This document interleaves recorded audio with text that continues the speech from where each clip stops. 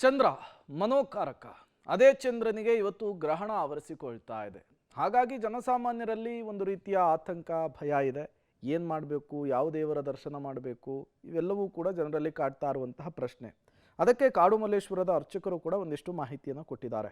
ರಾಹುಗ್ರಸ್ತ ಚಂದ್ರಗ್ರಹಣಕ್ಕೆ ಕ್ಷಣಗಣನೆ ಆರಂಭ ಆಗಿದೆ.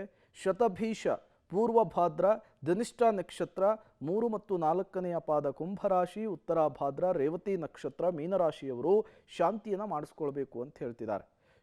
ಶಾಂತಿಯನ್ನು ಮಾಡಿಸ್ಕೊಂಡು ದಾನವಾಗಿ ಅಕ್ಕಿ, ಉದ್ದಿನಕಾಳು, ಬಿಳಿಯ ವಸ್ತ್ರ ಯಾಕೆ ಕೊಡಬೇಕು ಅನ್ನೋದ್ರ ಬಗ್ಗೆಯೂ ಕೂಡ ಒಂದಿಷ್ಟು ಮಾಹಿತಿ ಕೊಟ್ಟಿದ್ದಾರೆ.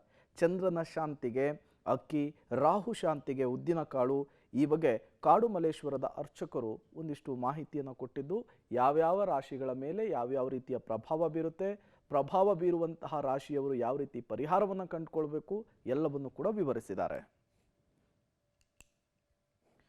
ಇನ್ನು ರಾಹುಗ್ರಸ್ತ ರಕ್ತಚಂದ್ರಗ್ರಹಣಕ್ಕೆ ಕ್ಷಣಗಣನೆ ಆರಂಭ ಆಗಿರುವಂಥದ್ದು. ವಿಜ್ಞಾನ ಲೋಕ ಇದನ್ನು ಕೌತುಕದಿಂದ ನೋಡಿದರೆ, ಜ್ಯೋತಿಷ್ಯ ಲೋಕ ರಾಶಿಗಳ ಮೇಲೆ ಯಾವ ರೀತಿಯ ಫಲಾನುಫಲ ಇದೆ ಅನ್ನುವಂತಹ ಆ್ಯಂಗಲ್ನಲ್ಲಿ ನೋಡುತ್ತೆ. ಬಟ್ ಜನಸಾಮಾನ್ಯರಲ್ಲಿರುವಂತಹ ಪ್ರಶ್ನೆನೇ ಅದು. ನಮ್ಮ ರಾಶಿಯವರಿಗೆ, ನಮ್ಮ ನಕ್ಷತ್ರದವರಿಗೆ ಏನಾದರೂ ಪ್ರಾಬ್ಲಮ್ ಆಗುತ್ತಾ, ಈ ಗ್ರಹಣದಿಂದ ಏನಾದರೂ ಪರಿಣಾಮ ಬೀರುತ್ತಾ, ಪರಿಣಾಮ ಬೀರೋದಾದರೆ ಪರಿಹಾರಗಳೇನು ಅಂಥೇಳಿ ಈಗಾಗಲೇ ನಾವು ಆ ಪರಿಹಾರ ಕ್ರಮಗಳನ್ನು, ಪರಿಣಾಮ ಬೀರುವಂತಹ ರಾಶಿಗಳು, ನಕ್ಷತ್ರಗಳ ಬಗ್ಗೆಯೂ ಕೂಡ ಮಾಹಿತಿಯನ್ನು ಕೊಟ್ಟಿದ್ದೇವೆ.